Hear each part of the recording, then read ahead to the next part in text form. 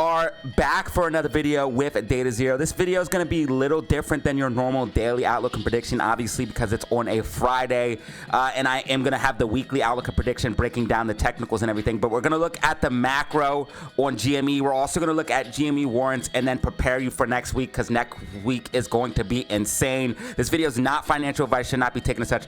Please do your own research and due diligence before buying any stock or crypto asset. That being said, we're going to hop into charts, facts, data right now, showing you what's going on.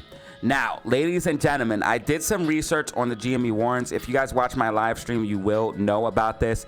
So again, make sure you put the bell notification on and always tune into the live streams to get this information as soon as it drops. But if you miss the live streams, you can catch the videos as well, because I do touch base on those.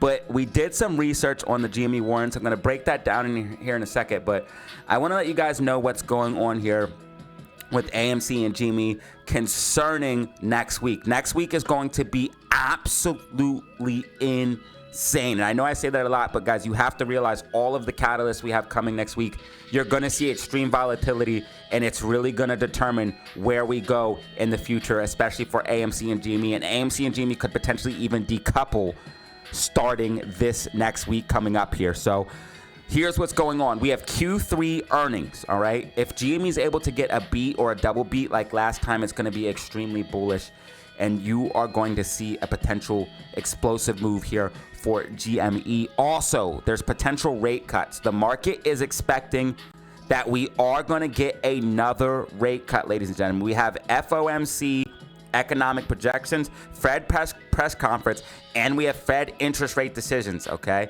And if you look at what the consensus and the forecasts are saying, a lot of people think we're going to get another cut, okay? So if the rates stay the same, that would be a little bit bearish. But if we do get the cuts, that would be bullish in my personal opinion, and it would be bullish for assets like cryptocurrency and low and mid cap stocks like AMC and GME. Also, with lower interest rates comes lower interest payments, and AMC with a lot of debt, that's going to help contribute to that as well. So again, major things coming up next week. We have that Fed press conference. We have Fed interest rate decisions, FOMC economic projections. So be ready for a wild week next week. And that's all going to be going down between the days of December 9th and December 10th, okay? So we have, on December 9th, we have JOLTS, and on December 10th, we have the Fed interest rate decisions. They are expecting a cut, and that's what you want to see for bullish continuation to the upside. Also, we have GME earnings, okay? GME earnings is going to be on after hours December 9th, and then we have the AMC proxy vote December 10th, and this is why AMC and GME could potentially decouple starting next week. So next week truly is going to be insane.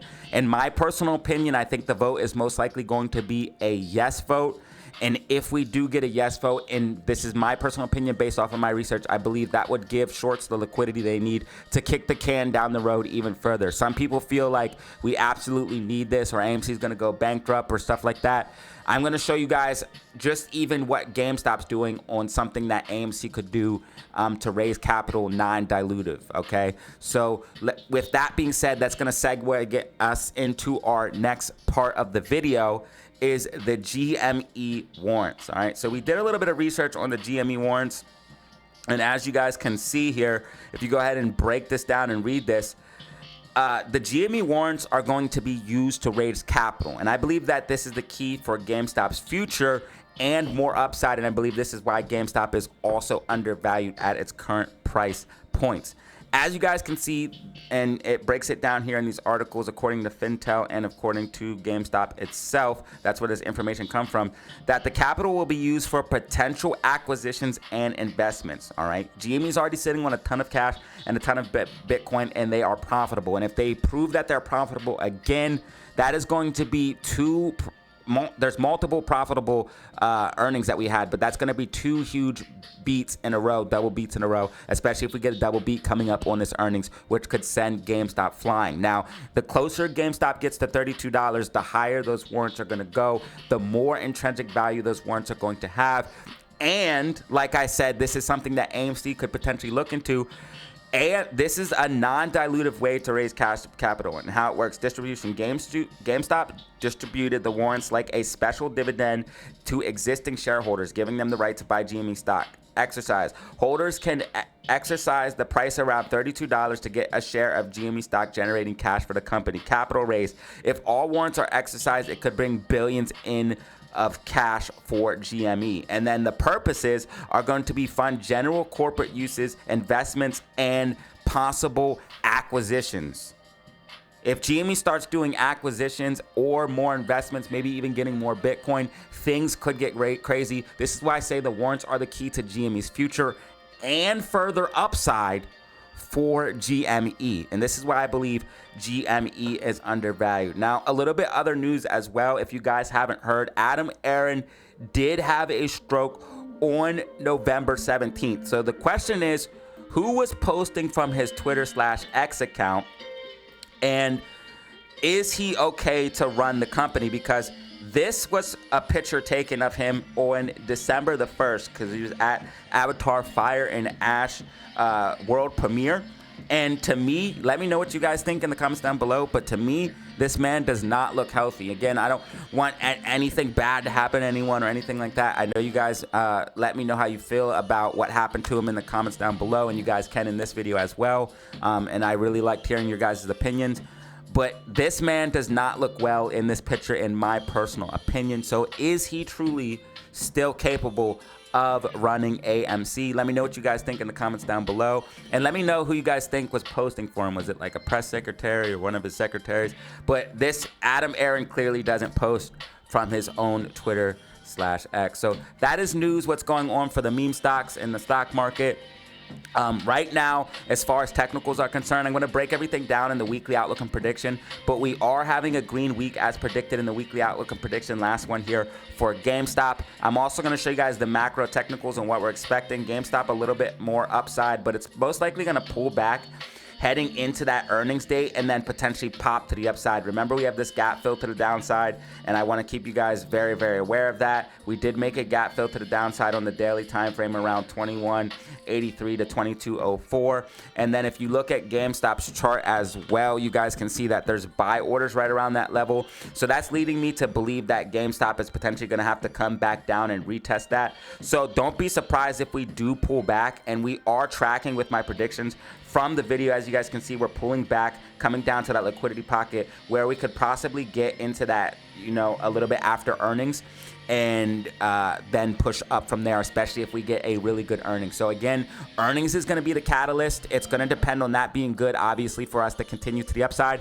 But I think we are going to see a bullish earnings based off of everything I'm seeing with the collectibles. Pokemon's going crazy, collectibles are going crazy, and I believe GME is going to have another profitable earnings, sending us to the upside. And remember, those warrants are the key to more upside to GME's future, and something that AMC could even look into to raise money non-dilutive ways. Also, Adam Aron could cut his salary. There's all types of things. So this is why I don't think we necessarily need a yes vote in order for AMC to continue into the future. I also think that they're fear-mongering with all of that bankruptcy talk, which they've been saying ever since like 2020, 2019. That's every time they want to scare shareholders. They're like, it's going to go bankrupt. It's going to go bankrupt. They've been saying that, and even people that looked into things said it's not going to go bankrupt, and I trust those studies based off what I'm seeing. And also, my on-the-ground investigations show that traffic is coming in to AMC consistently, especially on those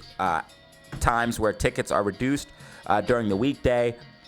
I know I went on a Tuesday. It was absolutely insane, and you guys can check out that video. And then on the weekends, it's also popping as well at my local MC. But this is pretty much what we're looking at as far as news and technicals. AMC, I'm expecting it to hold around this 225 level, pushing up from there back towards 230. I'm expecting it to curl back to the upside as well, maybe even heading into that December 10th.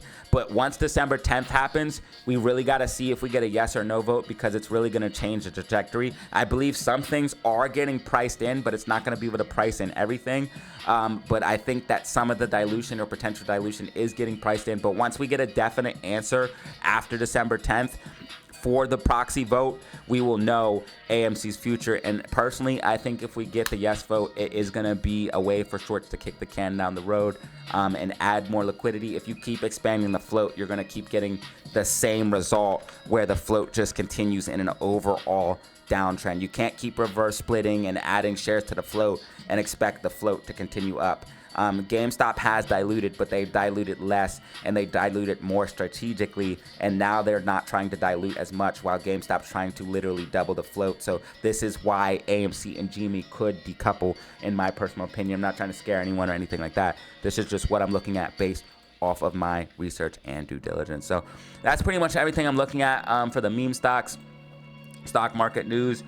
Just quickly to touch on cost to borrow, 1.9 million short shares here for AMC at cost to borrow of 0.48%. GME getting a little bit more short shares, 4.8 million. They have loaded up decently here for GME at cost to borrow of 0.44.